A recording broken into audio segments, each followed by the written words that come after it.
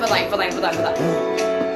அந்த அறிவை போல் அன்பு தருவாரே சின்ன அறிவிப்பும் என்று சுடுவாரே நீயும் தும்மிரடி ஆயுசில் நூறாக என் உயிர் உன்னோட பொத்தி வச்சுட்டாரே என் பார்வை உன்னோடு உன் பொம்மை கண்ணோடு பேசாமல் விண்ணோடு நாம் மிதந்து போவோம் காதோரம் அடியா